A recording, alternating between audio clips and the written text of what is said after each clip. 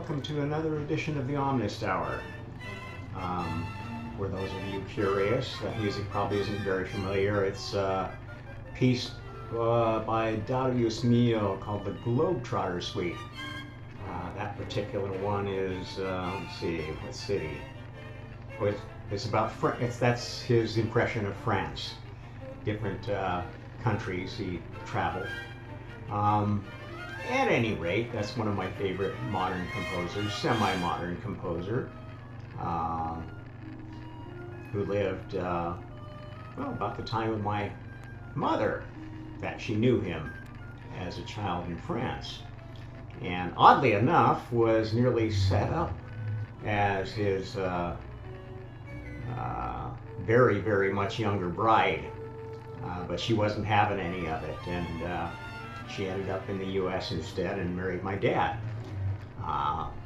Interesting little twist to the stories I tell. Okay, today, as you can probably tell from the background picture, this is the famous etching of M.C. Escher, who is a favorite of scientists as an artist. His drawings inspired a lot of thought about the nature of reality, and this one is one of the best. It kind of asks the question, you know, who drew the hand, and which hand is the one that drew it. At any rate, this is one I like to use and fits with the topic of today. We're going to be doing a much more scientific focused presentation today. So I apologize. I'm actually not going to get very technical. In fact, I intend to do something that I think is going to challenge most scientists. I'm going to tell you the name of this talk now. I decided to call it a Rude-dimensionary proof of quantum consciousness, string theory, and the emergent multiverse. And what I'm going to do is guide you through the logic of my theory of everything, which is a grand theory of everything. It doesn't explain everything, it doesn't predict everything, because as you will find out, you can't predict everything unless you know everything, and no soul knows everything. This is one of the fallacies that we have to dispel as a fundamental assumption. Okay, so let's do a little background first. Let's talk about what we mean by quantum phenomenon and what we know about it so far. And that will lead us into proving that, in fact, consciousness is quantum, that thoughts create reality. Reality doesn't create thoughts, which is one of the many roadblocks that scientists have hit in their narcissistic ideals that they base their theories on. Okay, so quantum phenomena stems from basically some research done, well over 100 years ago, I think, at this point, that basically showed that as they were, working out the understanding of matter and energy, after kind of understanding electromagnetic behavior better, and the mediation particle, the photon, of that interaction, they began, somebody concocted an interesting experiment. They basically did what is known as the dual slit experiment. Basically, you take a stream of particles, photons or electrons or protons or whatever you want to make a stream of.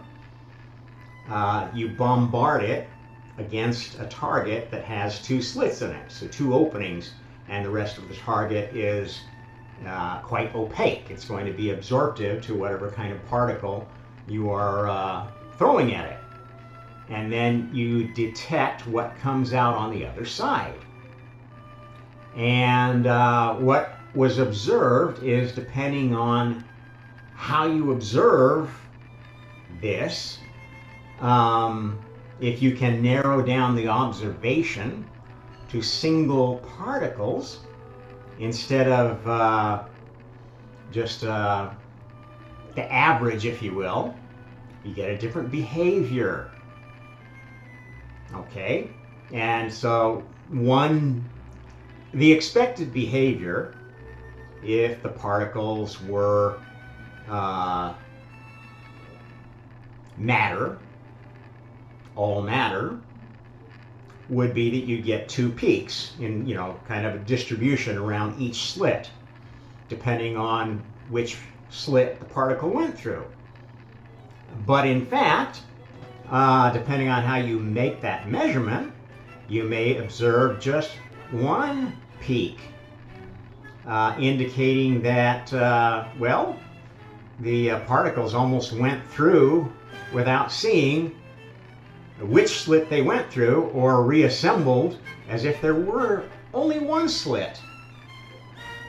And that puzzled scientists quite a bit until they came up with the first inklings of quantum mechanics. And quantum mechanics says that what you observe depends on the observer and the parameters of the experiment, if you will. How you look at something determines how it looks to you. And that was challenging for many people who had thought that they could explain everything deterministically with science. That all you needed to do was know exactly the mass and trajectory of every particle, and the energy of and direction of every force, to predict every behavior in the universe. And you could basically call yourself God if you found a theory that would make all that fit. And that is basically the genesis of the quest to find a theory of everything. Now, that devolved into kind of a lesser definition of a theory of everything. That was, okay, well, we've determined that there's four fundamental forces: gravity, electromagnetism, the strong nuclear interaction, the weak nuclear interaction. And we can explain what we observe with the theories of those four forces, but they don't fit together. It's like having four horsemen of the apocalypse, and you don't know who the bad guy is. You don't know who Sauron is. And finding this Sauron of science has been kind of the holy grail of physics ever since. Now, there are a lot of theories that came close, and one of the directions that's been most popular in, it's darn near 100 years too, has been the idea of string theory. That basically, let's drop back a little bit before we talk about string theory. Among all these different theories of everything, pretty much every theory I'm aware of concludes that you cannot explain the phenomena we observe quantumly without a dimension that we can't see. And so these theories of everything have basically come up with mathematical solutions, having as few as 5 dimensions, and at least among the more popular ones, about 26, I think. The current favorite is 11, and that's basically where most of the string theorists have been spinning their wheels for decades now. basically trying to figure out an experiment that they could use to prove that dimensionality of string theory. And this is a huge issue in physics right now because, well, there are a lot of folks like Brian Keating and Eric Weinstein who are screaming bloody murder because they don't like the way that the string theorists have monopolized research dollars and haven't produced anything that came any closer to proving their dimensional theories. And so Weinstein's got a new theory that I think comes down to 5-dimensional space-time. And he's pretty proud of it. And the experimentalists like Brian are just, God, give us some money so we can do some better experiments. Why keep sitting in the back room, doing your mental masturbation exercises? This really ties into where string theory is caught up, because if you go survey the string theorists, you've got basically two camps. You've got the camps that are atheists, who want to find a solution that doesn't involve God, and you've got another camp that are more deist, or at least Unitarians, who want to have a solution where all is one, or there is some one supreme string, or I don't know, one master wave function, one Sauron of wave functions that collapses to give you everything else. And they've been pretty much jacking off to that for decades. And it's all because they have wrong fundamental assumptions. Now, before we go further, I want to delve a little bit into what is string theory. Okay, everybody knows what a string is. When you're thinking of string theory, you're really using the model of a violin string. Okay, if you take a string, stretch it between 2 points at a certain tension, it will have certain fundamental vibrations. And if you stretch the string, the fundamental vibrations will get higher. If you compress the string, they'll get shorter, etc. So the length of the string determines its fundamental frequencies. Okay, so if we think about a string, so a violin string, for instance, vibrating, we kind of think of it as vibrating in 2 directions. And mostly that's the way it is because, you've got the fretboard preventing you from vibrating up and down very much. Although, anybody who knows anything about playing string instruments knows that you can pluck them too, which sets up a different sort of vibration than bowing. At any rate, that string that we can visualize is a 3-dimensional string. It's a 3-dimensional string anchored in 2 dimensions because you've got 2 points, and then that define the string, and anything else happening within it is basically a vibration set up based upon those points. Frequency-wise, their fundamental frequency is when the whole string is going boom, boom, boom, boom, boom, boom. That's the base frequency of a string. The more interesting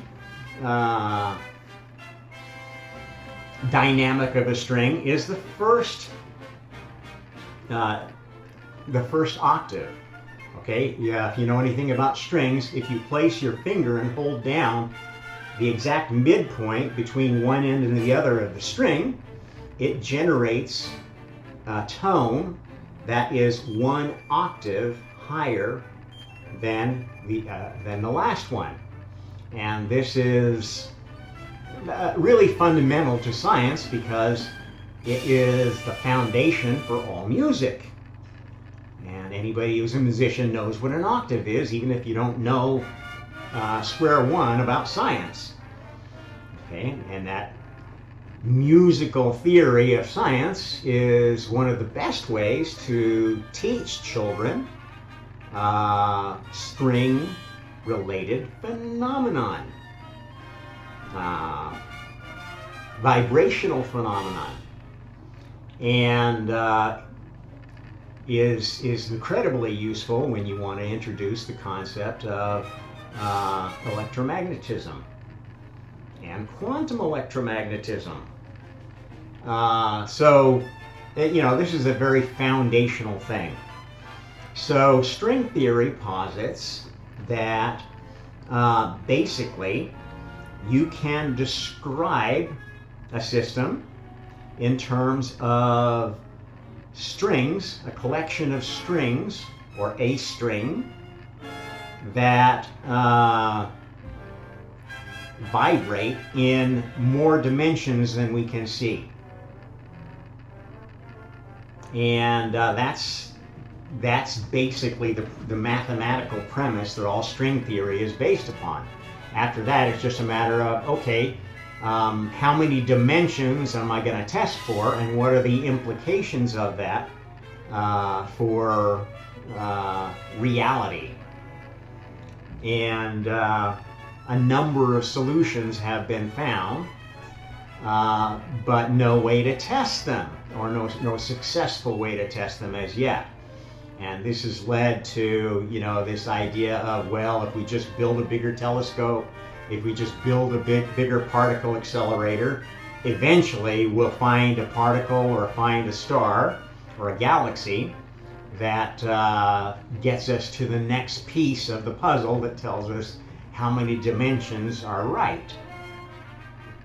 Okay, that's the fundamental basis. Now,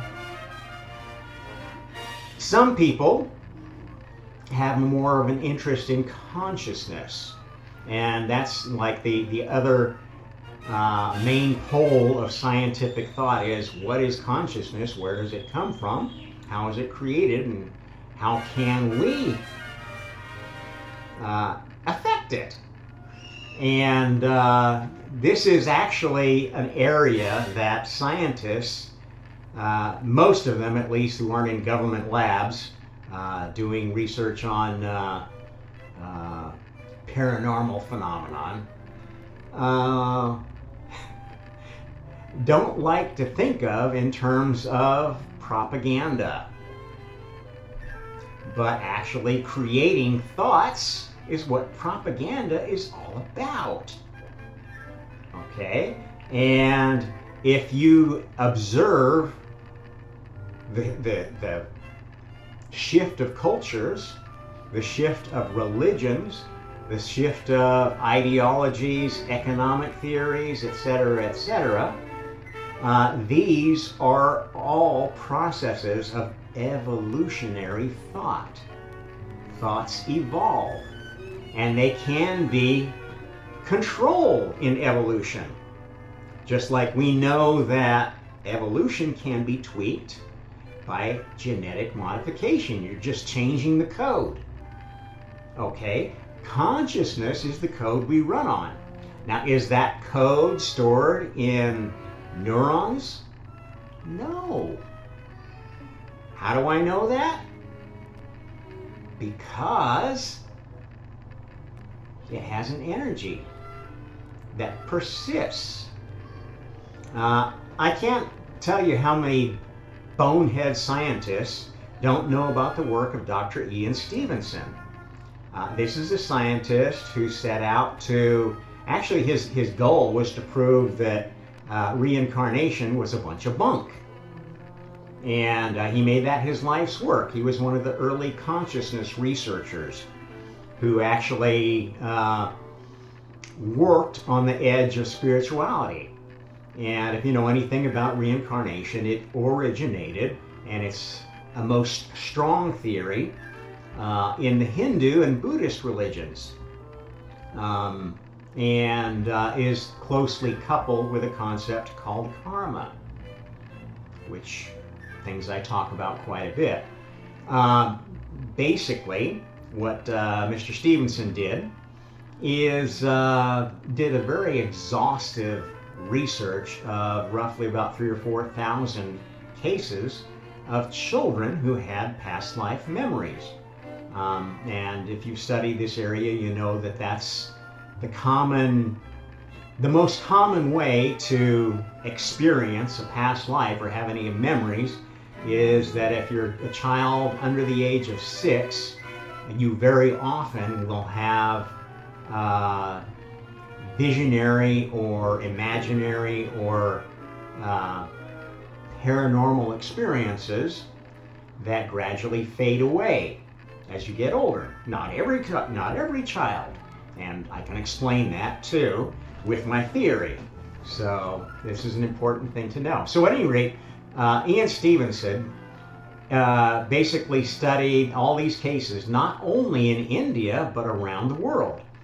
And he found that, yes, while past life cases were more common in India, where the belief was strong, they did happen in other cultures that didn't believe in reincarnation. One of the most famous cases was a young boy who, I think this was the mid-'80s or something like that, who had these incredibly vivid memories of having been in World War II as a fighter pilot, involved in one of the major battles. I think it was the Battle of Midway, and being part of a crew on an aircraft carrier who was shot down and died in that battle.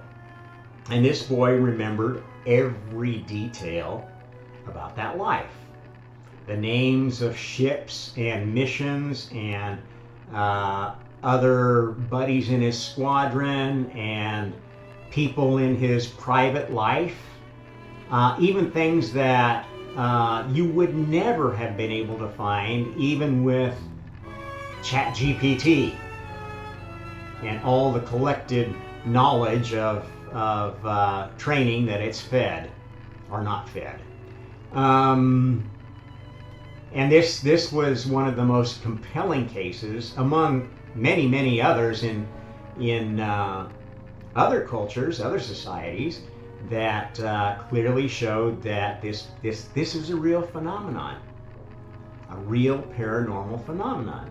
Now, that's not necessarily a proof that it was a past life, but that does seem to be the most likely case, because in these cases there tended to be this one past life that was stuck, that came back in these memories of the kids and then sort of faded away as they developed their own memories in this incarnation.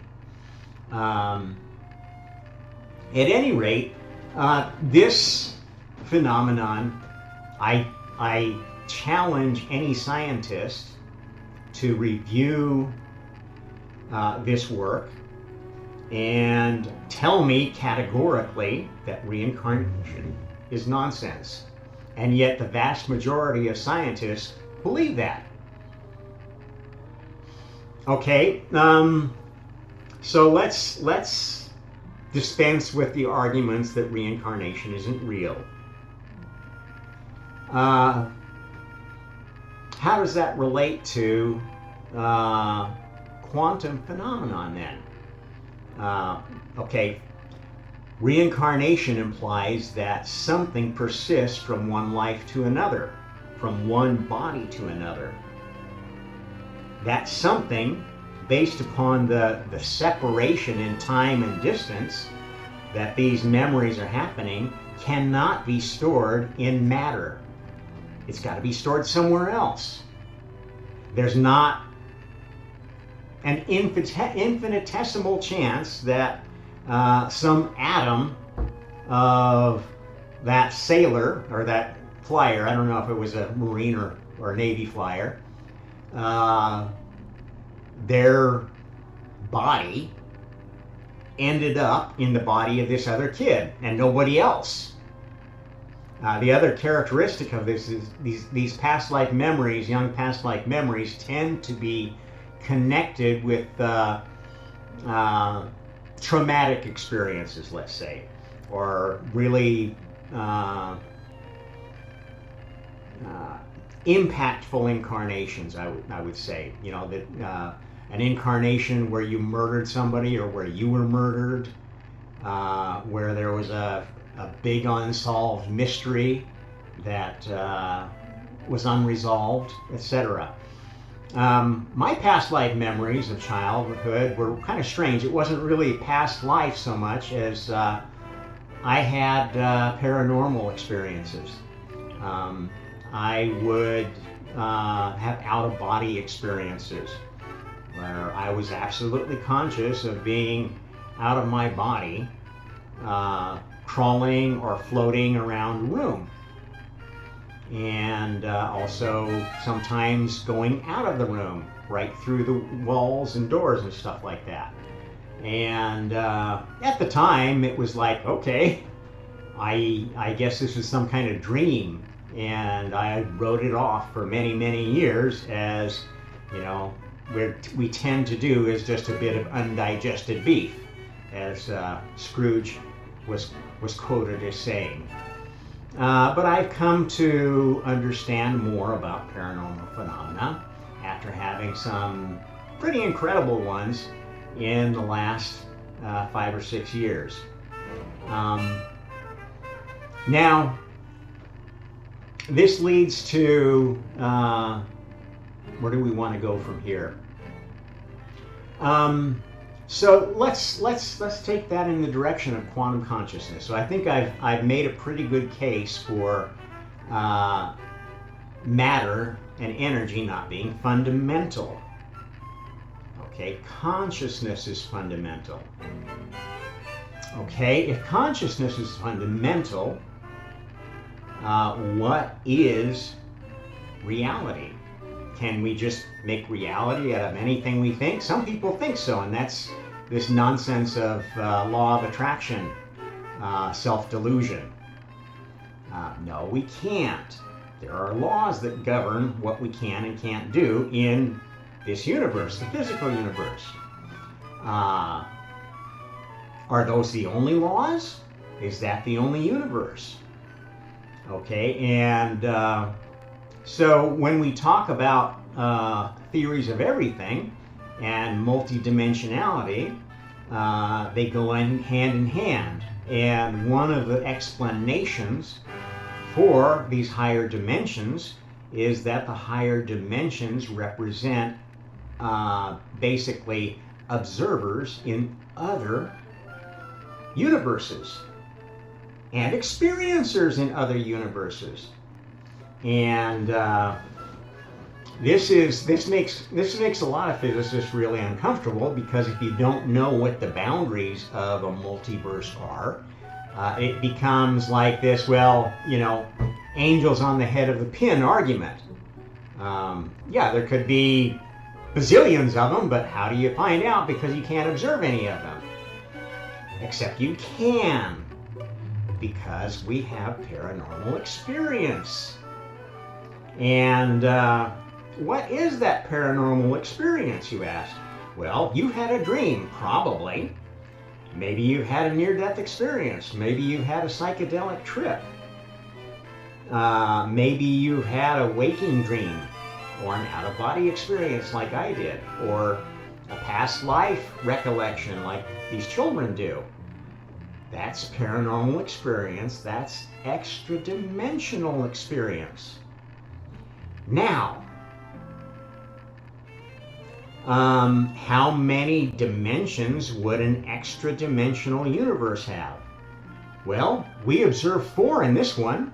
Seems like every universe ought to have 4. It ought to have its own space-time. Is it space-time ruled by the same laws of physics? Well, not necessarily. Maybe. The rules of chemistry and physics in this universe work pretty well, at least as far as we can observe. They've been able to accelerate the Big Bang and keep all of this organization going for a long time without oddly succumbing to the second law of thermodynamics. There's a whole lot of order in the universe. Who put that order there? Thermodynamics worshippers. That's a tough question for many scientists too. They don't like to answer that one. Just like they don't like to answer tough questions about Darwinian evolution, which basically has a lot of holes in it. Holes that can't possibly be filled logically without spontaneous evolution or directed evolution or creative evolution. And in fact, the stories of every culture on this planet are stories of the creation of human beings.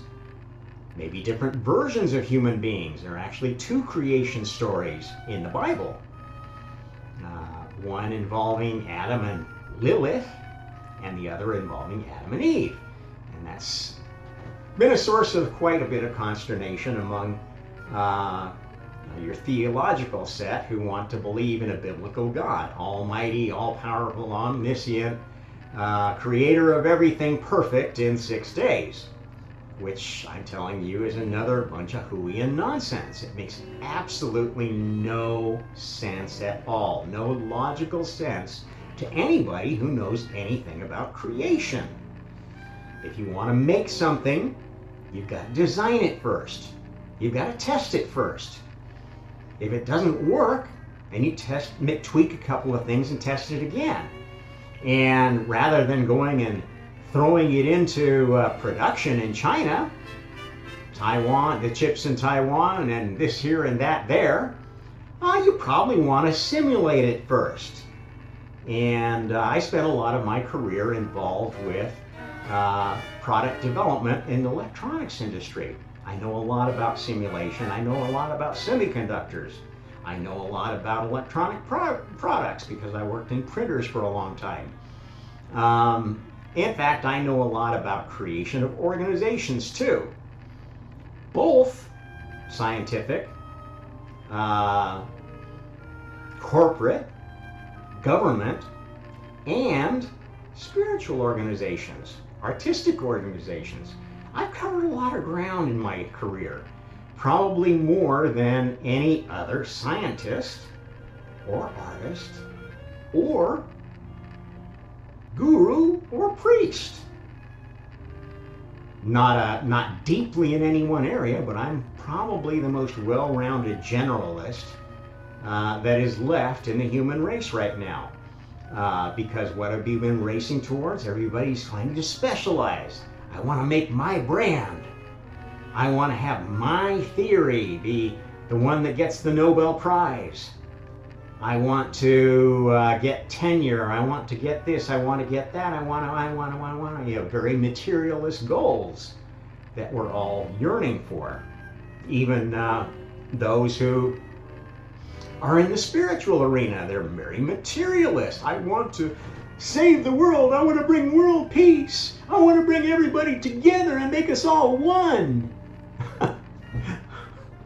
Oh, God. You humans. At any rate, consciousness is fundamental, and to make any kind of a reasonable multiverse, the other universes should have their own space-time, their own coordinate system, if you will. And since all paranormal experience that we know of, dreams, near-death experiences, etc., seem to occur within some kind of a space-time, even though it doesn't necessarily obey the same laws of physics and chemistry, it would be safe to assume that what we're observing is phenomenon in another universe.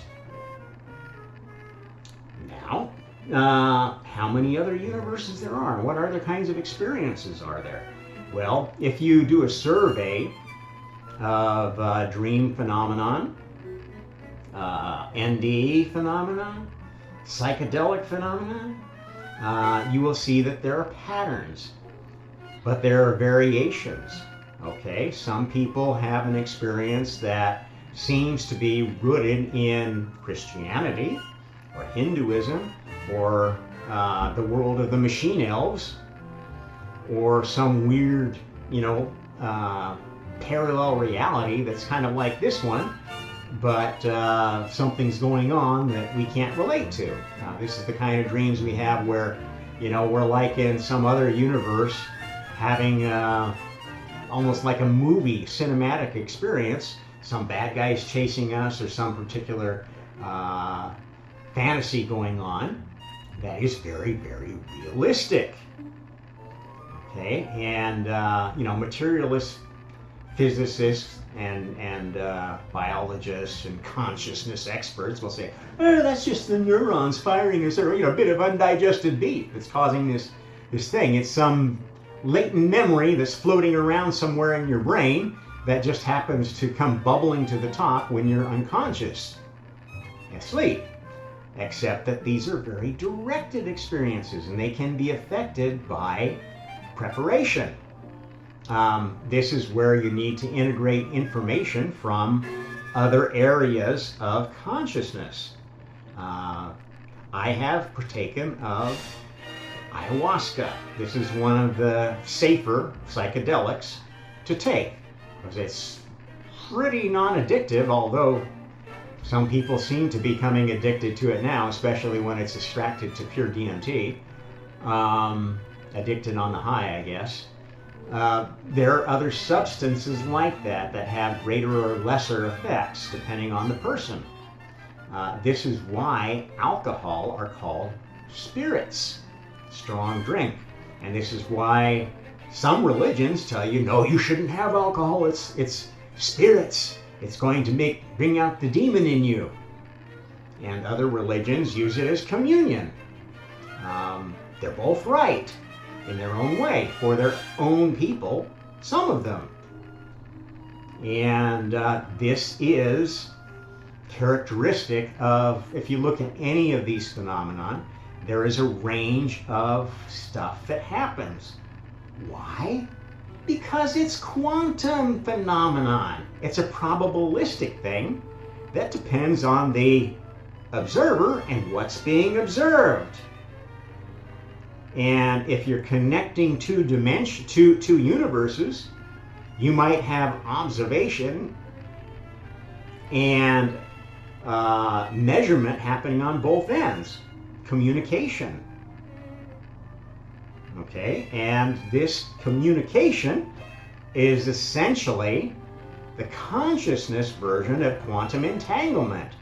When thoughts become connected between souls in two universes, that creates a neuron, essentially, a multiversal neuronic connection.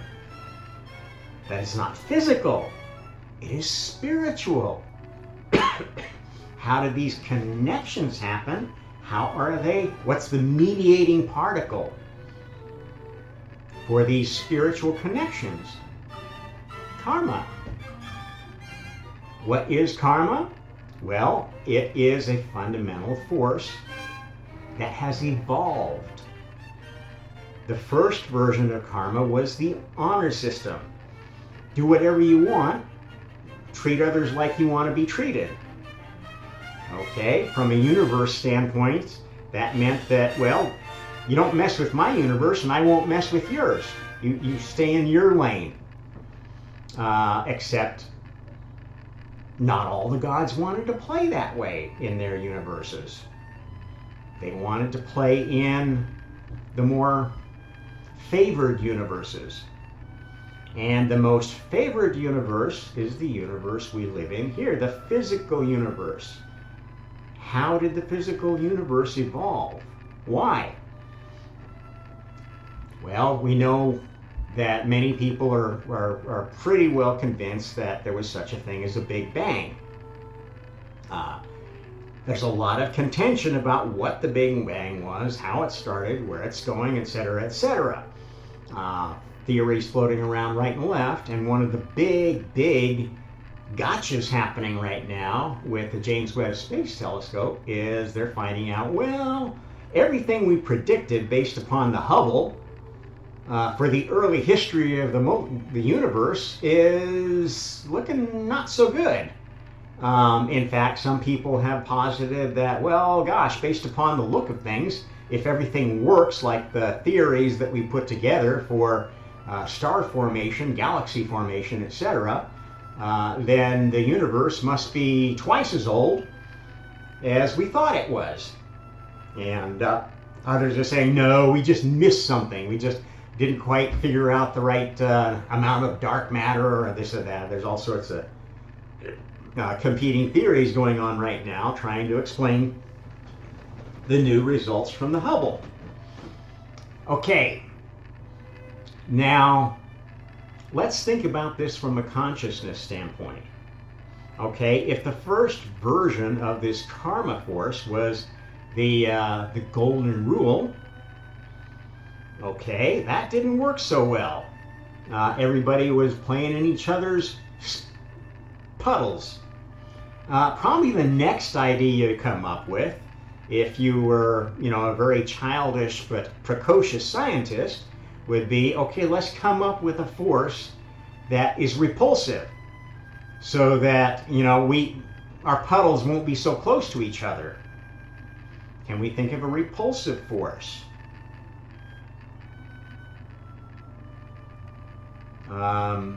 Gosh, maybe there might have been an earlier version of electromagnetism, of photons, that was repulsive, that did not have the magnetic component.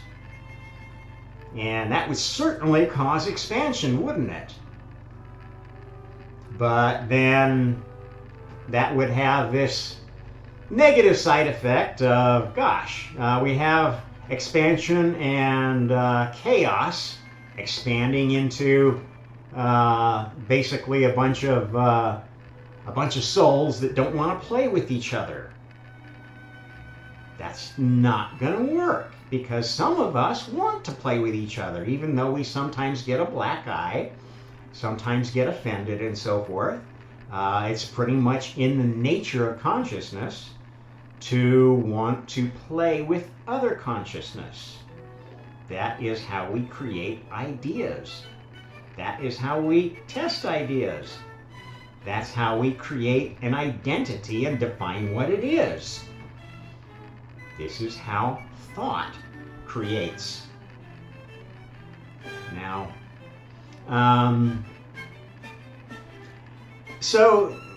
let me tell you that one of the sticking points, one of the bad fundamental assumptions that was made about the Big Bang is that it was the creation of only one universe. Nonsense, completely illogical. Completely violates one of the core principles of physics is for every action, there is an equal and opposite reaction. It also violates another concept of symmetry, if you will, that, gosh, in a perfect universe, there would be just as much antimatter as there is matter. This is strange, because our universe has predominantly matter. Yes, we can observe some antimatter in cosmic rays and particle accelerator collisions and so forth, but it's very rare and quickly annihilates with the first matter it can find. Where is all the antimatter? Simple answer for you dopes: in an anti-universe. So the Big Bang was a duoverse, not a universe. Now why, you might ask, would a universe come to exist? Well, let's think about consciousness before creation. Okay, if you had your first universe was a universe of pure thought, pure consciousness, you might develop the ability to communicate with other consciousnesses and begin to develop an identity, a sense of me and them. And that is basically the fundamental first step towards a higher consciousness, an awareness of self, an awareness of other.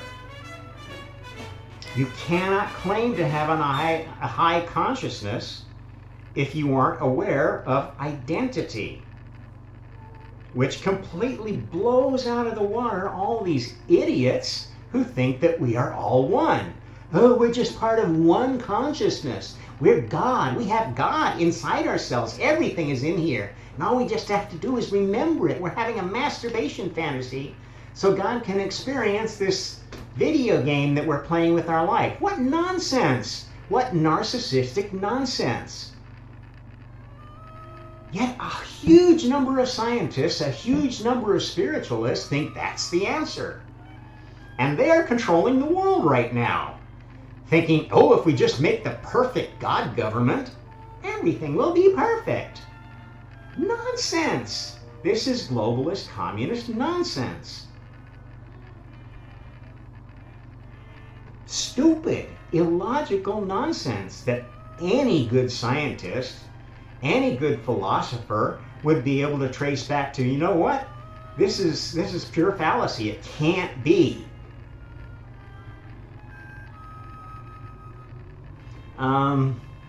Yeah, I'm sure somebody is going to be very unhappy with me saying this, but you are stupid if you believe things like that. I don't care how many Nobel Prizes you have, how many degrees you have, how many subscribers and blah, blah, blah, and how jet-setting you are with your Tibetan Buddhism nonsense.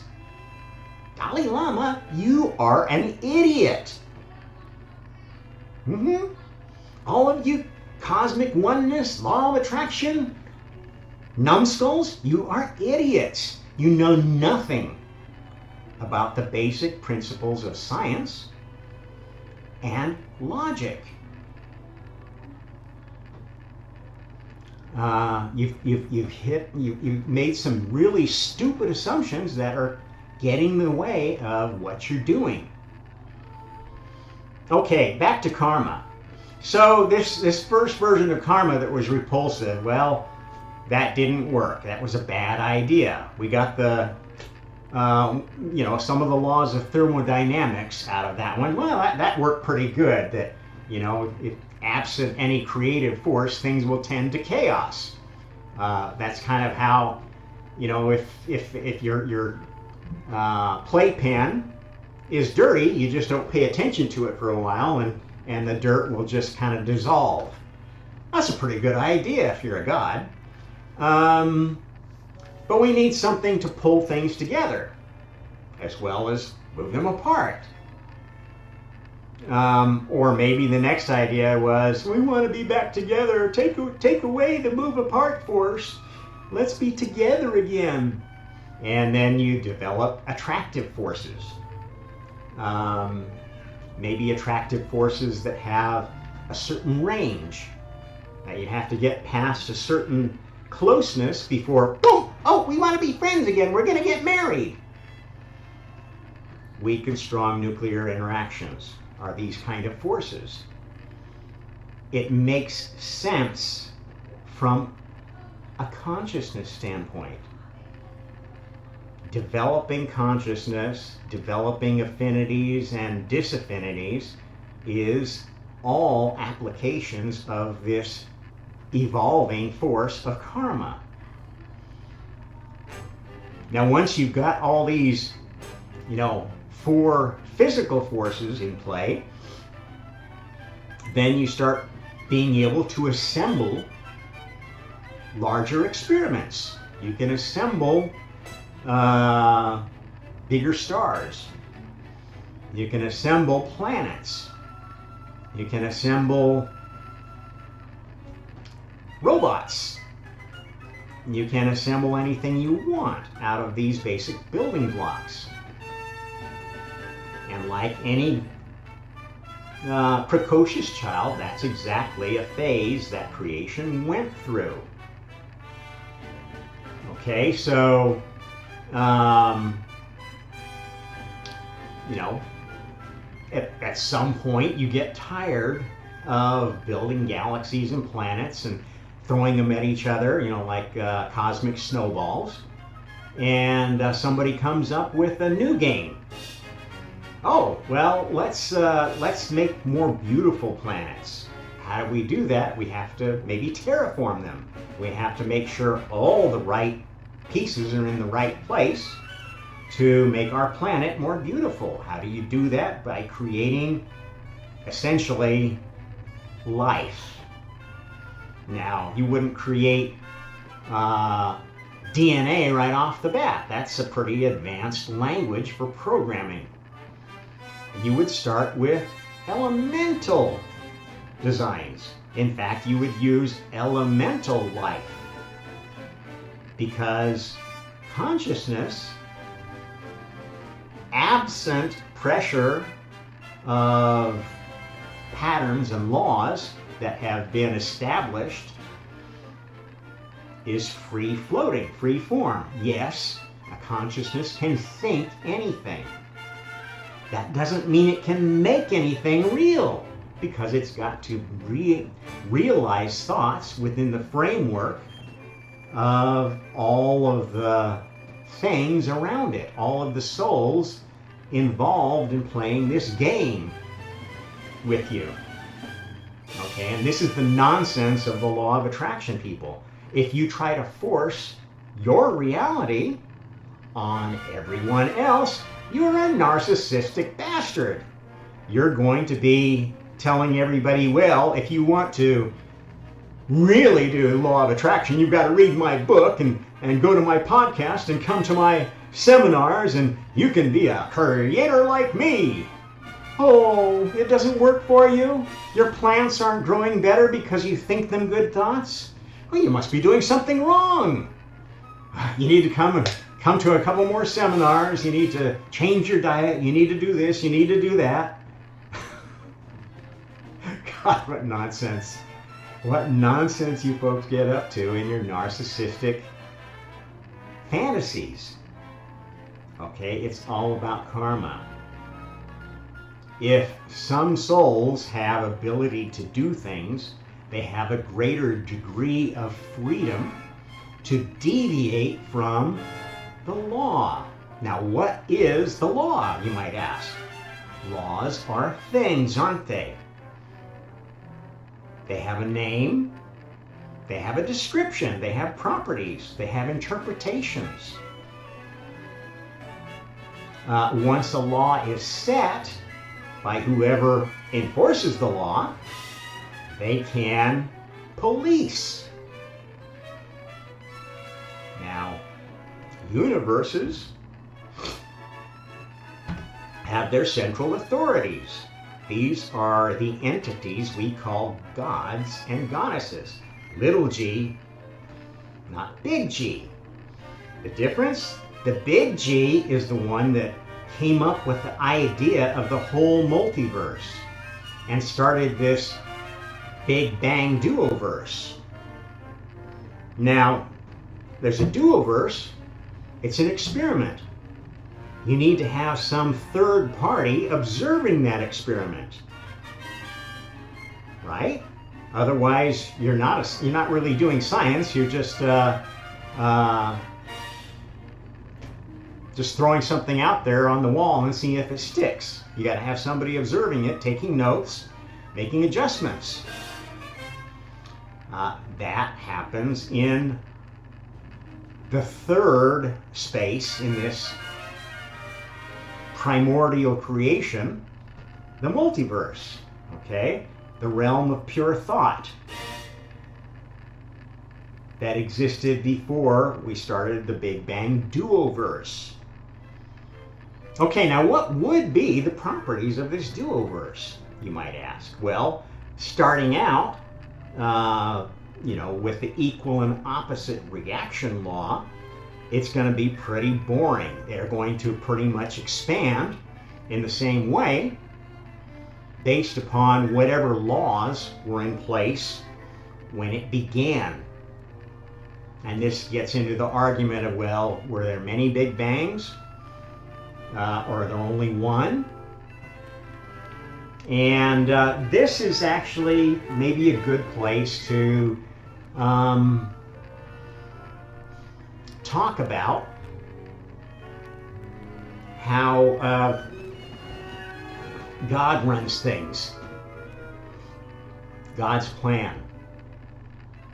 Okay, now we talked about this Big Bang duoverse and this observer place. Would that have been a logical way to start an experiment of such magnitude? Or would it have been maybe preferable to invent the universe first, have God's private lab running in secret before you let two of the children start up this duoverse experiment that you're going to observe? Then, unbeknownst to any of the primordial consciousnesses who are awakening to, oh yeah, I see what you mean, God. I see you. You see me. I see, oh, you're introducing me to the family. Wow. Thank you, God. Thank you, Father. That's kind of where things were at then. They weren't really complex thoughts. There was no connections. There was no way to test them. There was no language. It was basically pure thought energy. Telepathy without any kind of language, without any kind of symbology, except what the players would agree between each other. And if you know anything about children playing with language outside of any adult supervision or programming, they will just make stuff up, and they will actually make their own little languages. I experienced that when I was a kid. I had two younger siblings, 8 and 9 years younger than me, and close enough in age and different enough in age to their older siblings, and getting little enough attention from our mom and dad to have much influence outside of each other. This was in an age before, kids were watching TV all the time. There was one TV in the house, and when it was on, what my dad wanted to watch, or what my mom wanted to watch, or what one of the older brothers wanted to watch. And very rarely was there anything on, except for, kind of the more adult-oriented cartoons that were still popular with Big Brother, for these kids to get programmed by. And they made up their own language between the two of them. And they would play together, and they were having, just pretty intense play experiences that nobody could understand except me, because I played with them too, and I observed and I understood some of their language. I kind of became the interpreter between them and my other brothers and my mom. My dad, he didn't care much about kids after they got to be about 2. They were no fun. Anyway, I'm not gonna go down that rabbit hole much longer. Okay, so these were children, and if you actually observe human consciousness, you will find that in many dimensions, humans are children. You cannot grow up in every direction. You're going to have blind spots. And some have bigger blind spots than others. Why? Because they don't have as much experience. How do you get experience? Through reincarnation. How do you know if that experience is valid? Through karma. The latest version of karma, which was customized to suit this species. It was invented along with our other gods, part of the pantheon. This is what is missing from Hinduism. There's a lot of truth in Hinduism, but there are some huge gaping fallacies and lies, like cyclical creation. This is nonsense. No self-respecting God would make something that was just going to go, whoop, whoop, whoop, whoop, whoop, whoop, whoop. Oh, look at me, I can juggle. That's a monkey god. Now, we may have had monkey gods at some point, and maybe that's when they developed that theory of cyclical creation. That's not how it works now. That's not how it really ever worked. But what humanity has been doing is trying to figure out what God planned in his secret lab, his universe. So actually, at the point of the beginning of creation, God had already created his own universe and run simulations within his universe, adjusting parameters, adjusting this, adjusting that, till a version of a plan that was releasable, a release candidate, which you'll know that term if you ever worked in software. Okay, you develop a release candidate, and then you do more thorough testing with user-based testing, not in the lab, just with the programmer doing whatever they want, writing their own tests. That was God's universe. It wasn't perfect, but it was like, oh, this looks like something that is good enough to let these other consciousnesses play test it. Okay, so this gets to understanding time and how the days of creation actually work.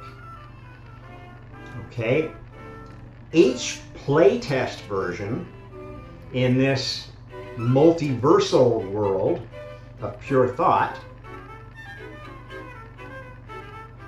first goes to the other consciousnesses that are still playing at that level. These are like the original gods. Not almighty, all-powerful, or very smart by any means. Those are the ones that never played the game. They wanted to stay up there and just be reviewers. I like to watch. So they would take this proposed design and they would decide, well, shall we implement this or not? And the Big Bang Duoverse was basically the first experiment in, quote, real creation that God came up with. You guys, look at this. We can test our ideas and we have a really fun way to play. We can have this game.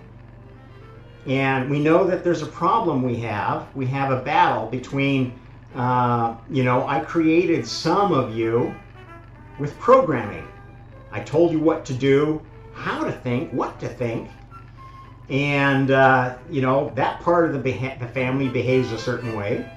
And there's others of you that I said, you know what, think whatever you want. Because at this point, God had all the power. He was the only fully conscious soul. And consciousness is power. That's why we want to become more conscious, because it gives us more power. Power is temptation, and it can be misused. And God certainly misused his power on the way to creating this multiverse. Didn't even know what power was. Didn't have a word for it. Just knew, well, I'm the only one who seems to know enough to teach games to the other family around me. So I guess I'll be their leader and make up games to keep them busy. Very basic beginning to consciousness. It's all about family, parents and children. How do we teach the children? How do the children teach the parents? How does that evolve over many generations? That is fundamental to consciousness. It's a pattern that repeats all throughout creation, no matter whether you're talking about people or stars, universes, elementary particles. It was all a process of learning. And this, another of the fundamental problems that physicists get tied up on is, well, our universe seems so perfect. It's so finely tuned. God must have been perfect. No, it took a lot of work to get this. And we threw out a lot of stupid ideas. But you don't throw out ideas that are stupid, because sometimes somebody comes up with a stupid idea, like the guy you're looking at right now, that turns out to be true, turns out to be useful. It just looks stupid because you couldn't understand what they were talking about. And this is part of the creative plan that has evolved. And this is what I teach on my channel. I challenge any scientist, I challenge any spiritualist, I challenge any philosopher to come and look at what I put together, my theory of everything, and throw one single hole in it. Find one data point that doesn't fit. I dare you. That's how confident I am, because as it turns out, I must have created it. And this is where we need to get at another of the fallacies that's holding up both science and spirituality, as an understanding of time. Now, I went into this testing within a simulation environment before you test it in the rest of the multiverse. Okay, this is where God's plans come from. And this gets back to understanding string theory and how it relates to consciousness. Because how consciousness evolved is through this system. Okay? There are three kinds of experience you can get as a soul. One is in this special universe called the physical universe. This is the universe of the positive side of the Big Bang, Lucifer's universe. This is the soul. This is a name I give because I think it's a name that will resonate with most people who are familiar with these philosophical and spiritual arguments. Lucifer's universe is a testing universe. Okay, it's testing organization, testing laws, saying, okay, what are the best set of laws to govern consciousness? The speed limits of consciousness. The speed of light. The Hubble constant, if it is a constant. Etc., etc. The Planck constant. All of these things that we sort of take for granted didn't just emerge out of nowhere. They were tested and perfected in Lucifer's universe. And many, many different consciousnesses had those fundamental ideas or contributed to them. Many of them did come from God, because God was playing the game too. Why would a parent not want to play with his children when they were having fun? In fact, most of the really, really important ideas, the ones that got past a roadblock, were added by God. Now, the anti-universe was basically the place where the idea of, you know what, we don't need any laws. We can make anything happen. Let's have ultimate freedom. This was the universe of an entity I call Lilith, for very good reasons. You might have heard the name Tiamat, you might have heard Kali or Shiva. This is the archetype of libertarian God, who doesn't want any rules, doesn't want any limits. Wants to be any sex that they want to. I can be a furry if I want to, and you have to call me by my furry pronouns. This was the entity, the idea that was being tested in the anti-universe. And so they did not evolve in parallel. They may have started or maybe synced up at certain phases when you want to start a new experiment from the same place. Because essentially all of these oldest consciousnesses have developed versions that are as sharp as God. They've risen to that full consciousness. What is full consciousness, you ask? Okay, so we started on that.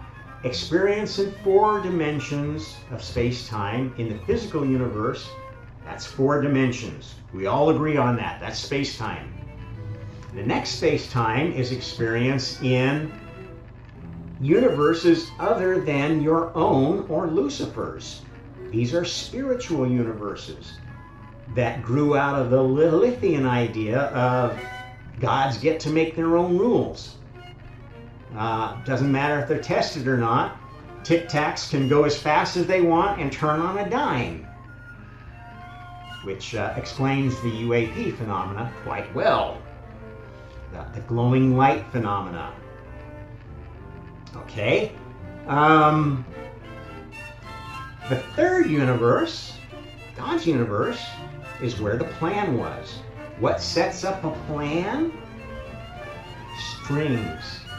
Each soul, each unit of consciousness is a 12-dimensional string made up of experience in physical universe, in other spiritual universes, and in your own universe, which most of you don't know you're having, which is where the idea of the Mandela effect comes from. Okay, this is how free will works, and yet plans can get done. If you go against the plan, that action happens in another universe, a parallel one. Either your private universe that you may not be aware of, like you haven't experienced driving, you're just zoning out on the freeway, driving back from work, and all of a sudden you snap to consciousness and you realize, wow, I was zoned out. I'm surprised I didn't have an accident.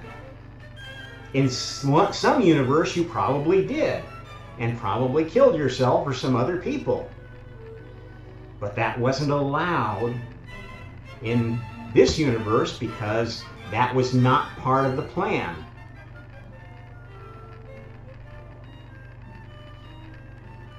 Now, how do plans unfold?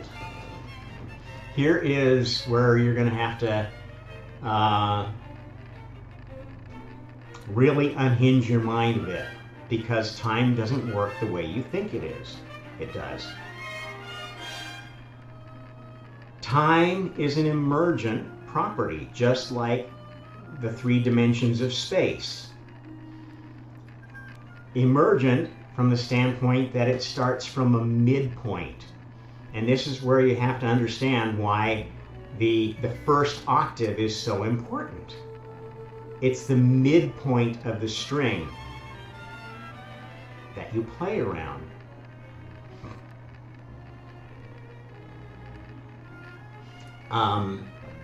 Each plan that God comes up with in his private universe that gets his testing is based upon strings that are what I call non-player characters. They're AI strings. They are programmed to do a certain thing, and they do that thing repeatably, and they don't think for themselves. That's not allowed in God's private universe. when a set of non-player characters can be come up with that leads to a midpoint that God likes, that's when God says, okay, I think this is ready to go test. And that midpoint, that singularity of the string, the God string, is what all the other souls in the test riff around. They have free will, but if their free will is vastly outside of the plan, it doesn't happen in Lucifer's universe. And this is the game we're playing. Okay? Now there have been 12 versions of God to get to a 12th version of karma.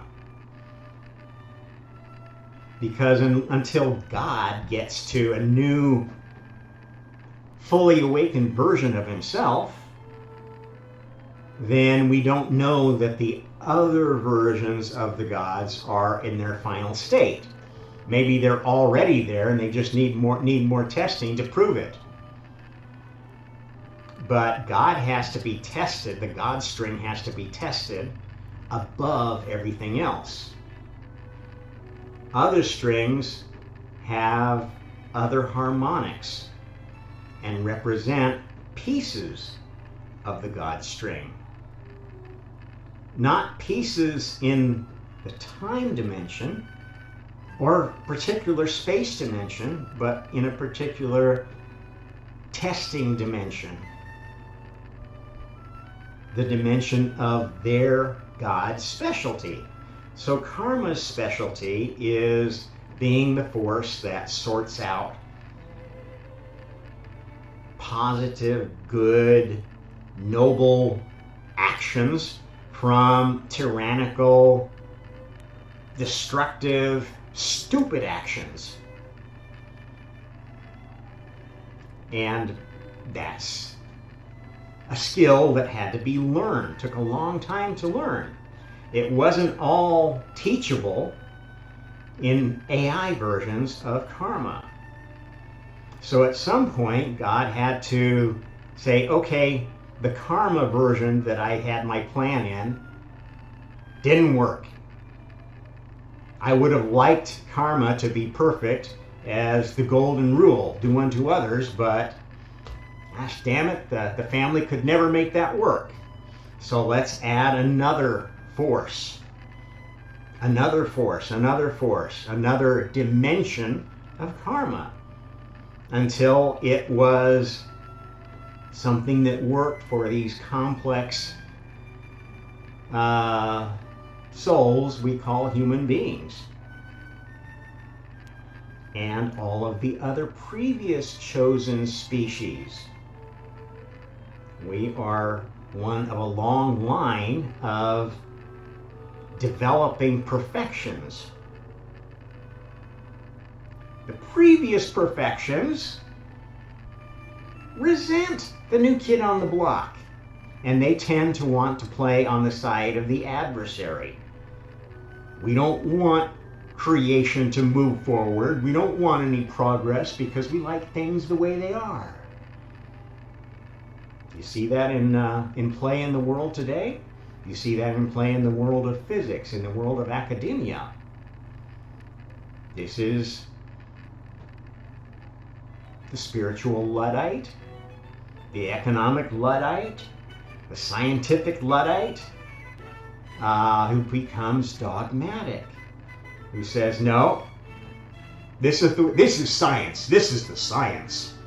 Anybody who challenges this dogma must be a heathen. And most of science has, basically, you can't talk about God, but if you do talk about God, you better be talking about the Christian God. Or you better be talking about the cosmic oneness God, or the acceptable gods. Nonsense. Complete nonsense that is every better thinker right now is seeing what's going on with our civilization and saying this is becoming stagnant. We are heading into another dark age in almost every dimension. And this is worrying a lot of people. Where did we go wrong? How can we correct course? And you've got, the progressives that say, well, we got to just jump forward 5 steps and get to the last chapter. Tear everything down and build it back better. And you've got the conservative groups that say, oh, we just need to go back to some golden age where everything was perfect. Set back the clock. Well, these are stupid people. They don't understand how creation works. They don't understand how evolution works. Creative evolution.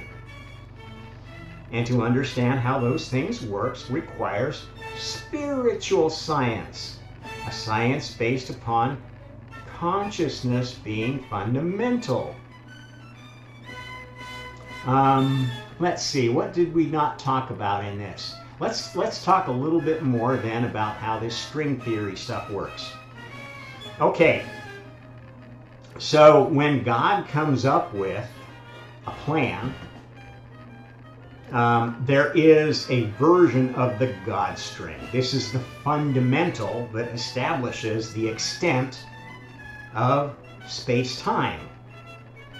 And this represents a certain beginning and a certain end that went with a midpoint, a singularity midpoint. Then there are a whole bunch of non-player characters that fed into making this simulation converge in God's universe. These are all the characters that those who are doing the final testing can play, choose as their avatar. When you choose an incarnation in some god or goddess's spiritual universe, they don't know everything. They are sort of given a roster of, okay, these are the roles that you are allowed to cast. Karma has handed out your how do they do it? Your voting ballots for the spring draft or something like that, thinking of it in football terms or whatever. And you invest spiritual energy in attracting the candidates that are available to you. This is essentially how karma works to direct souls to the right afterlife. The afterlife is not everything. You may think it is. You may think, oh, I know Christianity is right because I've been to the Christian heaven. And I'm going to tell everybody the good news. I've been to the oneness heaven. I'm going to tell everybody the good news. I've been to nihilist heaven, and I know there's nothing after death. They're all right from a very narrow point of view. And their point of view will stay relatively narrow as long as their experience of the spiritual universes is always in the same god or goddess's universe. Their physical experience may be at any time or place in the physical universe, but those gods may have a limited time that they can assign characters to. We don't have a lot of worshipers of the Sumerian gods anymore. So if you want to be contributing to experimentation or just vacation lives in the Sumerian time, you're going to have to go back to when those gods had a fair number of worshipers. Yes, all of those gods are still there. They don't have many attendees in their universe anymore. They don't have many believers. So they keep their universe going with non-player characters, just like God did when he was designing each of these versions. Now, at some point, the versions got good enough that God decided, you know what? If I plan everything with every non-player character and, like Infinity D chess, that's too much work for me. So at some point, God decided to let others attend his heaven and made up his own entry criteria, just like the other gods. And in fact, they started organizing together in this thought only highest heaven new experiments. Okay, you do this part in your universe, you do this part in your universe, and then we'll test them together in Lucifer's universe. And very, very complex experiments can be put together like that and distributed. And pieces, components of creation can be tested separately, but then they have to be tested together. Exactly like you build a smartphone. Exactly like you build a human being. We didn't just emerge perfect on the first version. Taking some work. At any rate, this idea of time midpoints and singularities is very important now, because basically each major version of the God string has a chosen species that's designed to work out the major kinks in the laws that apply across the whole multiverse. And, so not just in Lucifer's universe, but the other universes as well. So, the laws that are going to be enforced globally, if you will. Those are the experiments that God gets involved in. And in order for that to happen, without abusing power, without God saying, this is the way it's going to be, or you're all gone, you're all fired. I'm sorry, Donald Trump is no fucking kind of a god. He's a stuffed shirt reality show star. And if you think he's going to make a good president second time around, I'm sorry, you are stupid. That doesn't mean that we need another 4 years of geriatric Joe either. I'll say it right here and right now. The best candidate I see out there, proven track record and a good guy, is Ron DeSantis. I would say number 2 is RFK Jr. I would put them in that order because DeSantis has administrative experience and military experience, and those are going to be really handy in the next 4 years if our country lives that long. I think my dream ticket would be DeSantis Kennedy, because Kennedy is a great salesman, he's a great defender, and he's a great advocate, and that's what you need in a vice president, somebody that can go around and persuade other countries, other organizations of the U.S. position without, conducting business deals underhandedly to enrich your family, like Uncle Joe likes to do with his wonderful little son Hunter. Hardly a good example of good parenting or a good god of a country. Let's see. Did I want to go anywhere else with this? Well, so the upshot of it is that the version of karma we have been testing is done. It's been done actually for quite a long time, but what's been holding it back is that the final test of a major law, and this is where I'm getting with the power thing, the final test is for God himself to wake up from square zero in the current chosen species. That is the Messiah game. And it plays out not only at the capital G God level, but the same scheme is used to train little g gods and little g goddesses. And, you know, call them angels or saints if you want to, if you don't like the idea of having more than one God. There is a trinity of the three primary spiritual forces behind creation. That trinity is God the Father, Lucifer the Son, and Karma the Holy Spirit, slash daughter, slash wife, slash mother. Okay, this is the triple goddess. The real triple goddess, the deceiver, the adversary, is this entity called Lilith. That's the free-willed adversary. The one who chooses to defy the plan, who chooses to try to destroy the plan, who wants to disprove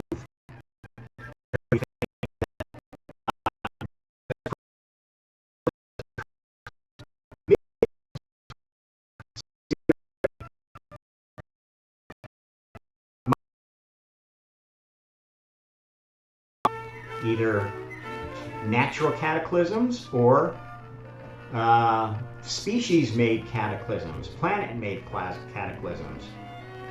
It's all different souls operating at different levels of this game, different versions of the rules.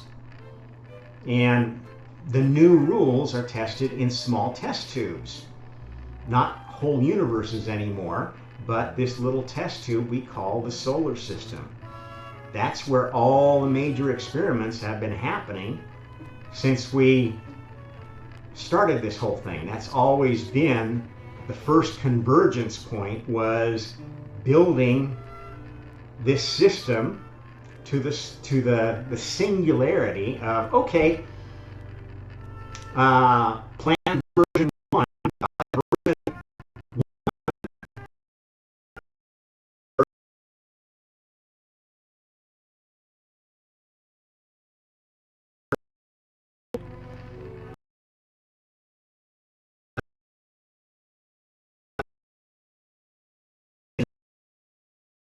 problem with it. If we have to do a reset, it's not going to require restarting the whole Big Bang, because we don't throw out the baby with the bathwater. We reuse lab equipment. Good scientists. Just because you can get the budget doesn't mean that you need to go wander off on your own and leave all your colleagues with $500 billion accelerator that is passé now. CERN people.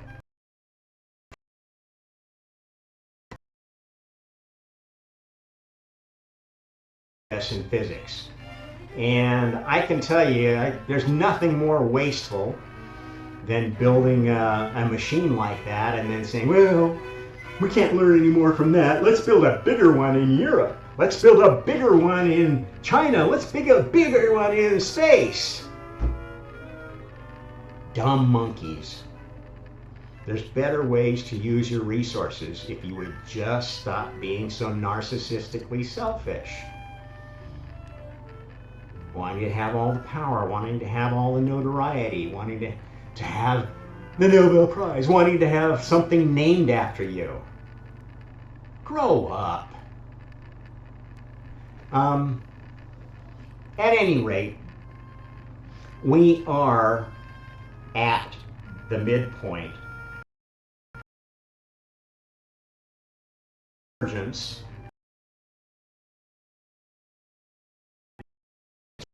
This solar system experiment.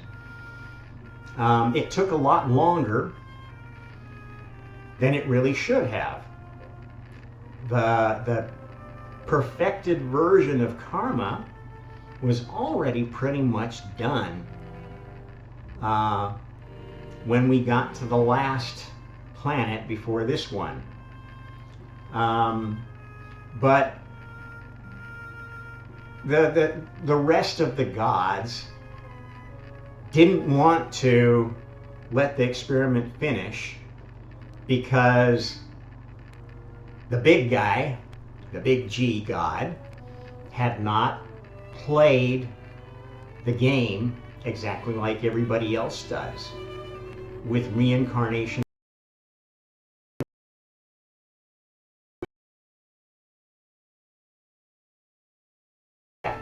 So you don't get to know about your experience and carry it forward to the next incarnation.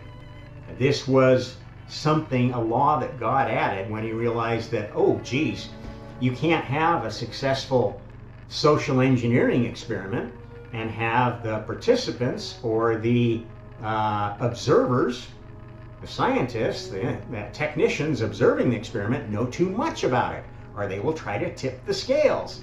Confirmation bias. Well, you know, the family was afraid that God was too biased in all this, hadn't advanced enough, was maybe still a little bit too tyrannical about, had too much power in the whole thing, and the adversary decided to destroy that planet. That was the planet that used to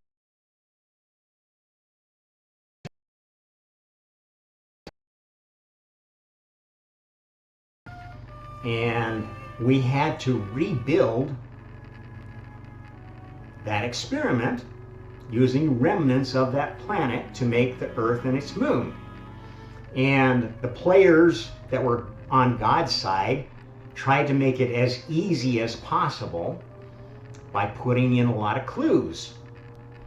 In fact, they tried to make it so easy that, okay, we just need to assemble all the right components and repopulate the planet, and bang, we're done. Well, that was tried, and then there was another great reset. The adversary is pretty powerful and doesn't want to lose. This free-willed adversary, Lilith, is a pretty mean, well, I'll say bitch. It's not nothing.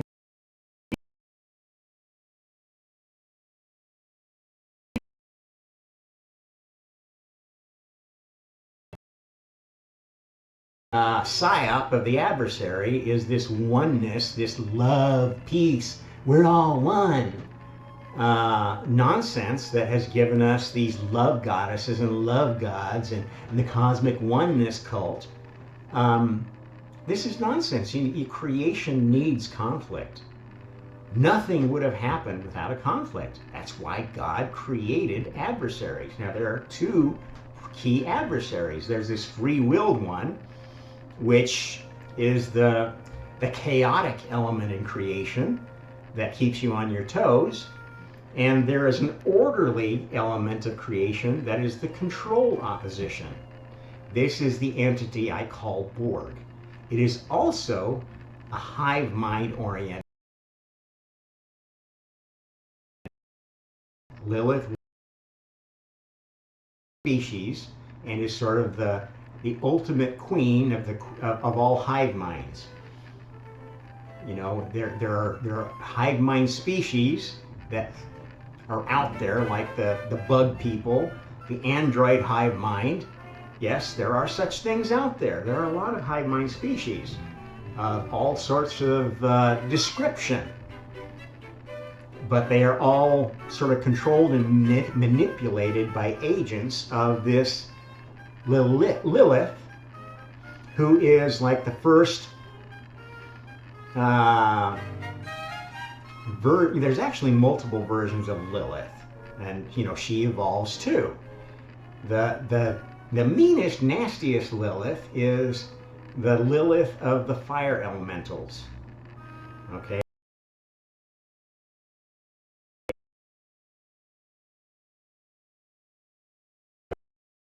Playing characters in stars, you know, working out the details of stellar weather and so forth, which many scientists will tell you is a lot more interesting than most scientists would like to believe, and has a lot of perturbations and catastrophic possibilities.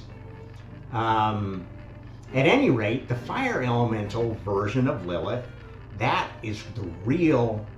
This is such a perversion of the story in the Bible, because there's this talk about fallen angels. Actually, the fallen ones are the ones that are helping test the experiment. The ones who refuse to incarnate in the new chosen species, those are the bad guys. You know, not necessarily bad, but they're like, well, show me.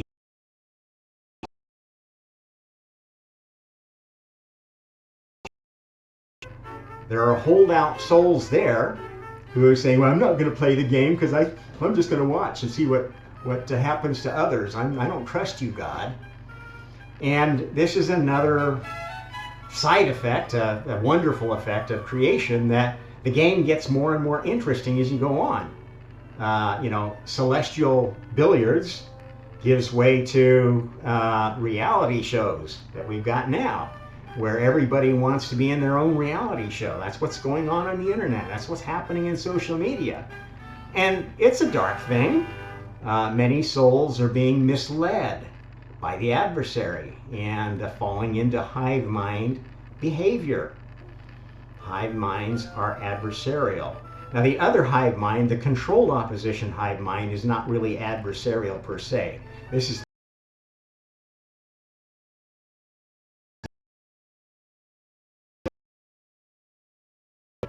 which was collecting all the duplicate or rejected ideas. This was a bad idea. Let's not throw it out, but let's save it in Borg. So Borg is kind of a library, and this is where the Hindu concept of source, or Neo-Buddhist concept, I don't know, source and Akashic records, that's Borg. It's not all knowledge collected there. It's duplicate and bad ideas. They also ran ones that might be useful again. Why do we save those? Because they're great for generating non-player characters. NPCs.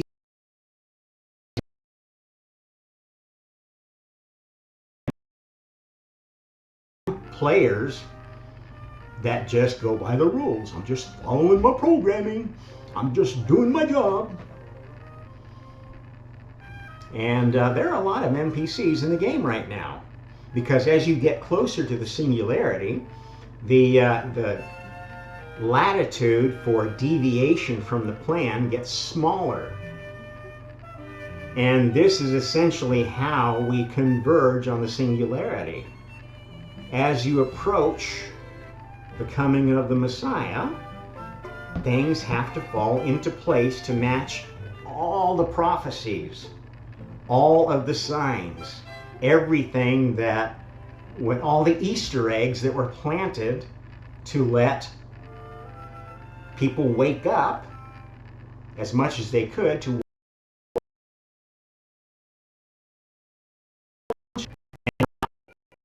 just follow the rules. But if they have to, they'll follow the rules. So this is the difficult problem of consciousness solved. Okay? You can have no free will if you choose to have no free will. That is your choice. To exercise free will, you have to be willing to defy your programming, not necessarily knowing if that's a good thing or a bad thing. And this is one of the concepts in classic Buddhism that is very useful. That's why, you know, there's no religion that needs to be completely thrown out. There's just pieces of them that have been corrupted.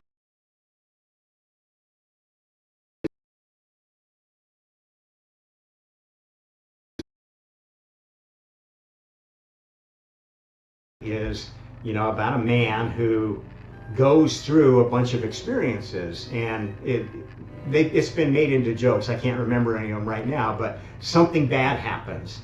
And in fact, I remember the joke, There's somebody's telling a story, something bad happened. Oh, that's bad. No, that's good. Because then this happened. Oh, well, that's good. No, that's bad. Because then this happened. And this is actually a story that's captured in Candide by Voltaire. And also by Shakespeare in a play that I played this key role in, Emergent, in Shakespeare's is it Comedy of Errors? Oh my goodness, it's been so long since I was.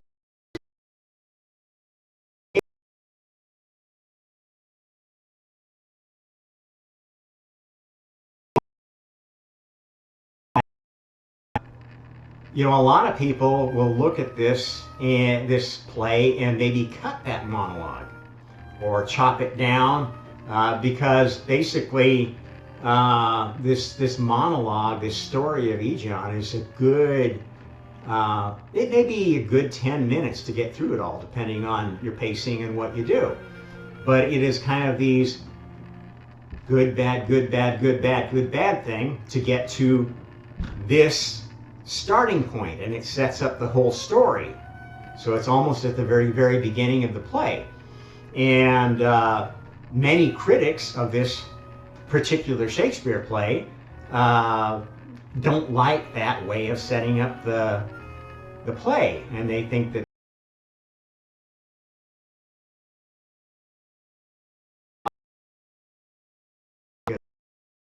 but it actually is his deepest philosophical one, and a very Zen Buddhist one. That's what makes Shakespeare great. And this is one of the reasons why the final chosen people are the English-speaking people. English and Americans. Because you know what?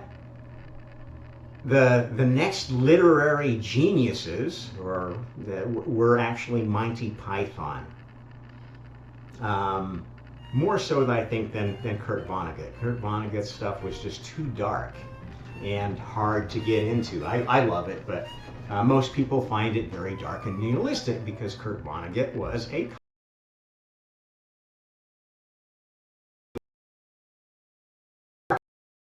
to the country. So there's wonderful stuff in Vonnegut, like the story of Harrison Bergeron, which you should find in a collection called Welcome to the Monkey House. That perfectly describes what's going on right now with the LGBTQI blah blah blah blah blah blah Palestinian terrorist supporters. At any rate, English is the final chosen language for this singularity. That doesn't mean other languages won't continue to exist, but English is the official language of God's heaven, God's universe. If you want to go meet God in the flesh and know it's God, that's where you got to go, and you don't.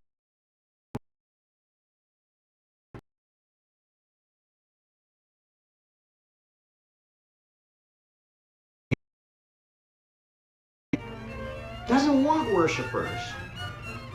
Doesn't care if you worship him. Why? Because this experiment is done. Now God gets his reward. Gets to retire, as it were. Which, you know, you thought happened after 6 days. I'm sorry, it took 7 days to get the experiment done. God wasn't sleeping. God wasn't resting. It wasn't perfect. Now, it's good enough. Why, you ask? And I will tell you why. Because when you get done building the biggest telescope, building the best particle accelerator, you will find unanswered questions. You will not find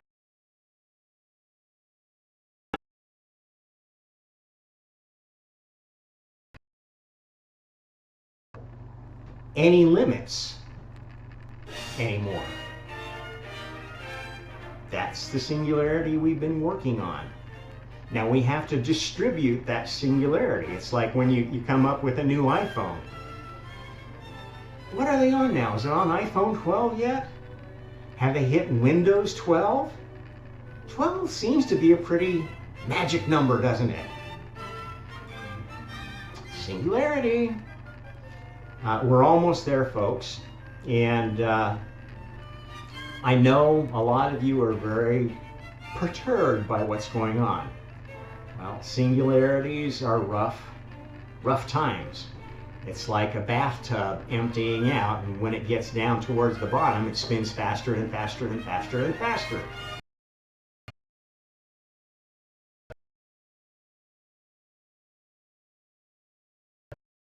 Where we're at, and it's going to be very difficult because as the singularity approaches, there will be fewer and fewer souls that are not non-player characters.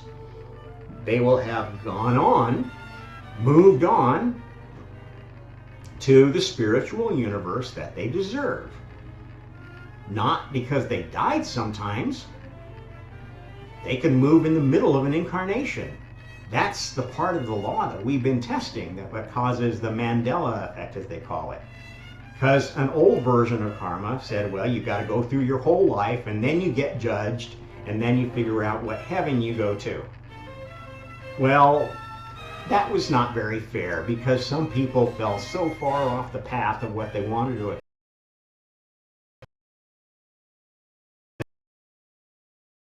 I want to play this. I want to learn these.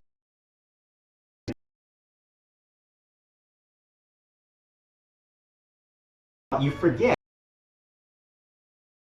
the point where you're never going to get to what you wanted to get out of that incarnation. And it's not fair to force players to play that life to its finish. So you let them incarnate midstream, reincarnate. Sometimes it happens because karma detects that, you're just so far off the path that, you're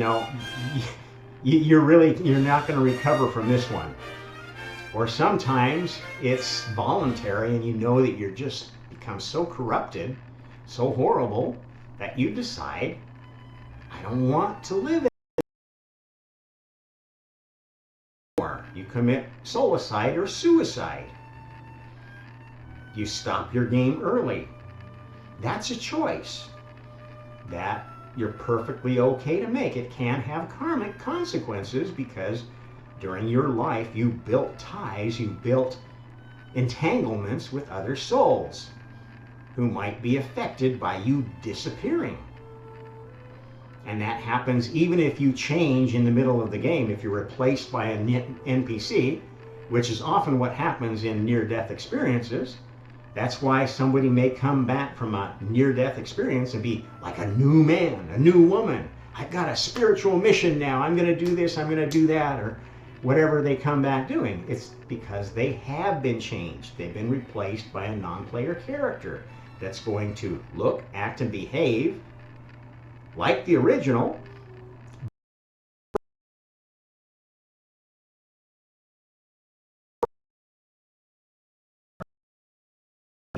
Plan. Be a non-player character that's doing exactly what that character did in God's universe during the initial simulation. Now, an NPC can deviate from the plan and use free thought, because all souls have the ability to use free thought. They just have to exercise it. Human incarnated souls have a lot of opportunities to exercise free thought because we get a lot of decisions to make. If you happen to be assigned to be a particle or a star, or well, some stars are fairly dynamic, they might be fun. How about a brown dwarf? How about a mountain?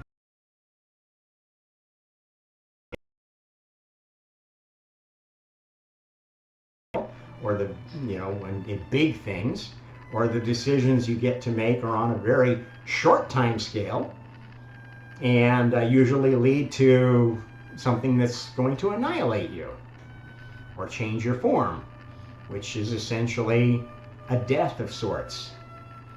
Everything is made of souls. You have to grok that, or you will never understand creation. You will never understand physics past a certain limit. That's another one of the fundamental things you've got to get through your humanistic brain. You are not a human. You are a collection of souls having an experience led by an oversoul that is having a human.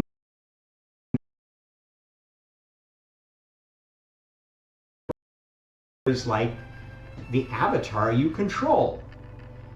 And you have 3 brains. And that's not your soul. Your soul is like the top brain. That's why the better ideas of the chakra system have a crown chakra that's actually above, outside the body. Which I'm not going to go into these different systems of spirituality. I cover that elsewhere. But if you want to find out about that, go explore more stuff on my channel. At any rate, the singularity is near. Everybody has a chance to earn a higher level of consciousness, but you've got to do it through free thinking, and you've got to consider karma. The law of karma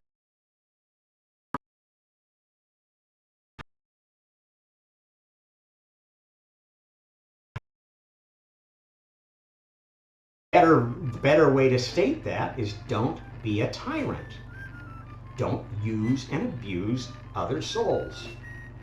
Now, what are ways you can use and abuse other souls? Well, you could be a dictator and say everybody has to do what I say, be a Xi Jinping or a Vlad Putin, or an oligarchy, a bunch of rich people in a back room that decide what you're going to do, like the WEF. That's tyranny, especially even if you're doing it for good, if you're lying, cheating, or stealing, deceiving, using, have preferential treatment for some groups and not for others.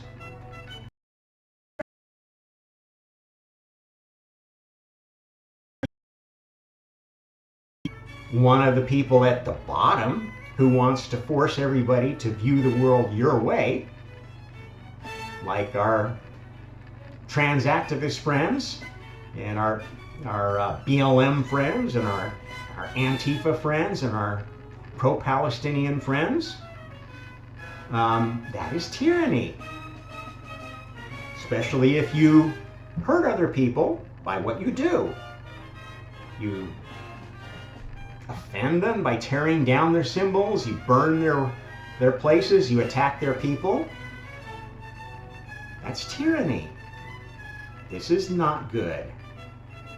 This is not going to get you into heaven. It's going to get you into one of the hellish universes, which are going to be addressing your problem.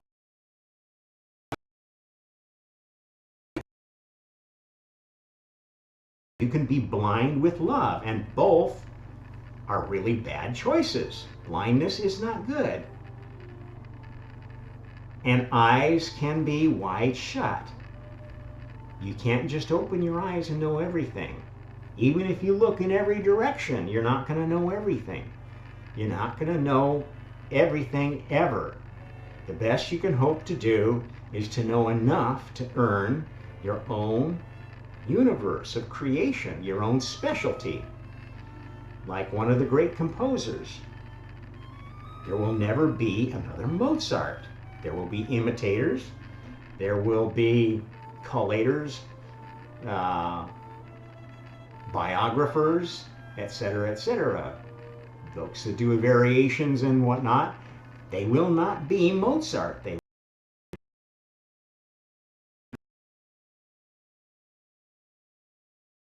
I don't want to be a baseball player this time. This is how gods get to do something different. If they get to the highest level in one specialty and they get bored, They can earn a different godhood, but they have to give up the one that they had and start from scratch. How do you start from scratch? You reassimilate with Borg. You go say, I'm gonna give up all my experience. I'm gonna start over again. And that's why Borg is like controlled opposition. It's not really a bad guy. It's like the one that will take anybody. No matter how corrupt, no matter how lazy, whatever you are, Borg will take you. That is the one. When you say, I want to go,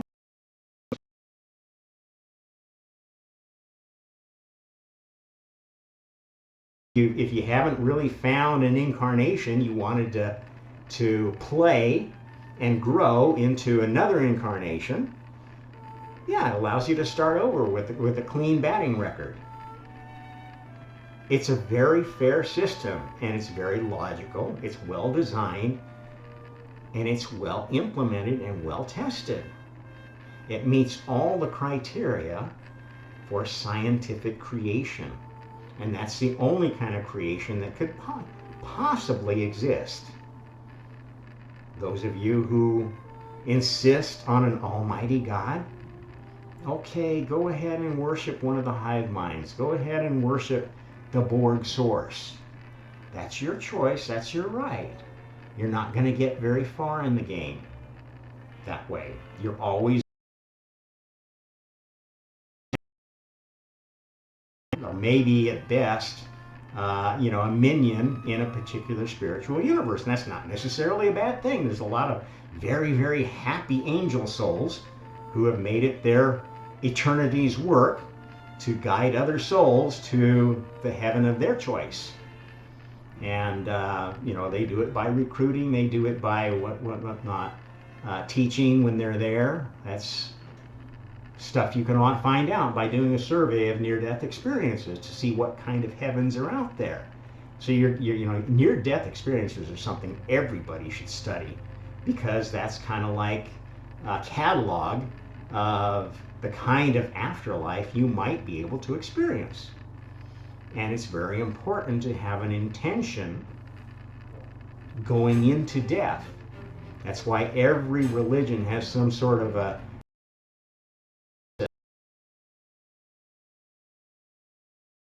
being in a state of grace. It's important. You can't just treat spirituality as a game, even though it kind of is a game. If you treat it like that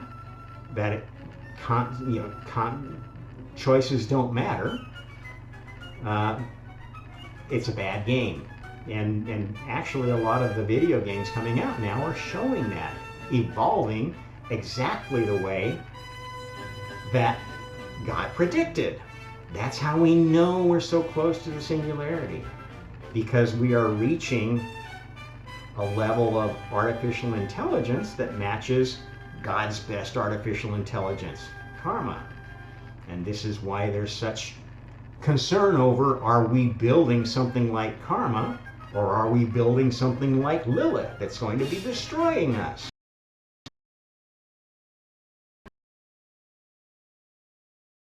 Point of view, it doesn't really matter. You may invent both, you may invent neither. It doesn't matter, it's all been done before. What has to happen is already essentially done. Where we're at in this singularity is we're waiting for the end of the Messiah. Part of the rules of this whole game is we finish it up when the Messiah dies. Before or after waking up. If the Messiah dies before fully waking up, or gets corrupted in the process of waking up, which is what happened to the real Jesus. It's a failed Messiah, didn't get all the way up, didn't quite see everything, didn't even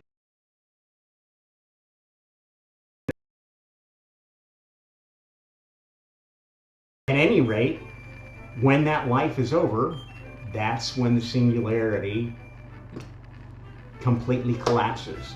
And I think we're close to that. In fact, we might be within a few months of that. To the best of my knowledge, we have until Passover to decide whether you want to sacrifice the Messiah now or let him live another, I don't know, 64 years. Who knows? We're kind of in a digital age, aren't we? Can somebody live to 128?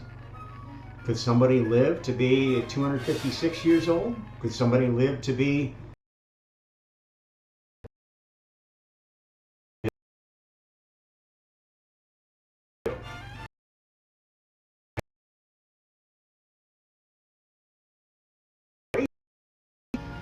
because God wants to finish the game too and go off to his home universe and have a little vacation. And that's the fun thing about being a god. You can run your universe like you want. And it doesn't really have any time, any particular space. It's all available to you. You've got all the colors of the NPC rainbow to paint with. And you can paint with those colors to your heart's content once you have your own universe, or you can decorate it for whoever you want to have play with you. So if you want to have a vacation,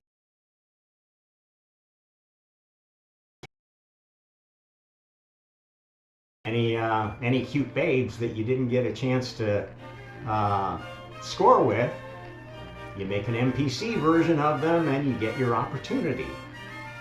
If the real version is somewhere just waiting to meet God, one of the nuns, the real nuns, the brides of Christ, remember that? That's the whole promise there, and it's true. If you want to be a bride of Christ, a real nun, you have a desire to reproduce spiritually in the spiritual universe of your Jesus or your God. And that's basically the way that you get to live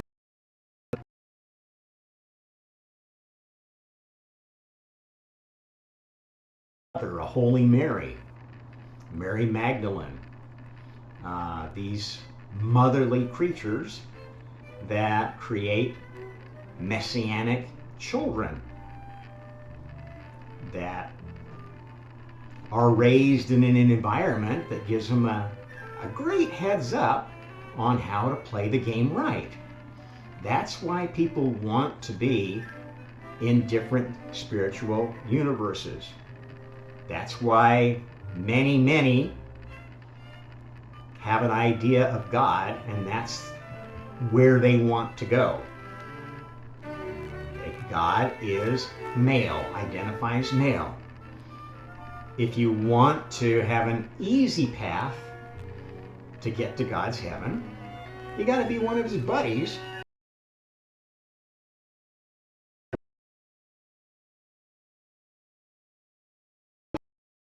It is because God's gotten used to being a human.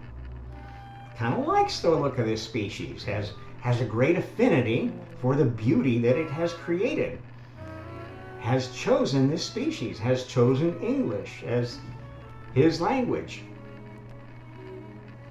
That may not be your God. That's just all well and good. There's one for you too, because you created it. Might have to wait until you become your own God to experience that, or you may find others who are of the same mindset and pursue that righteously. There's a French God somewhere that is very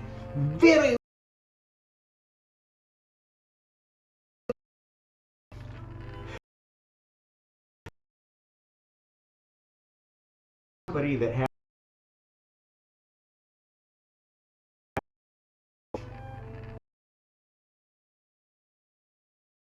their own God. And to the extent that they step on others and try to destroy others and take their God away from them, they also have their own Satan, their own adversary, their anti-God, the place, the universe where they go if they think they're serving God by sinning. And as I told you, the cardinal karmic sin is tyranny. Sometimes it is not tyrannical to kill. As we know, there are some cases where killing is doing a favor, because you can see that a soul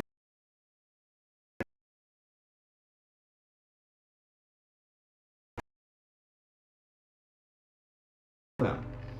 And you cannot tell me that incarceration for the rest of your life is a better solution than killing.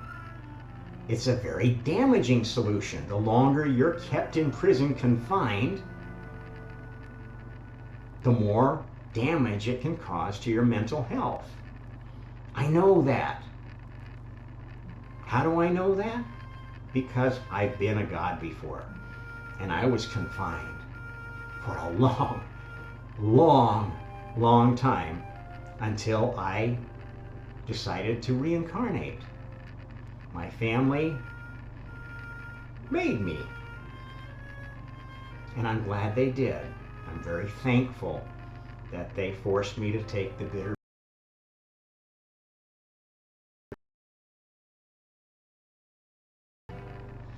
very average middle-class American that I turned out to be. At any rate, that's a good place to wrap it up. Like, share, subscribe. Catch us next time on the Omnist Hour. I'm Rob Trump. Happy Karma.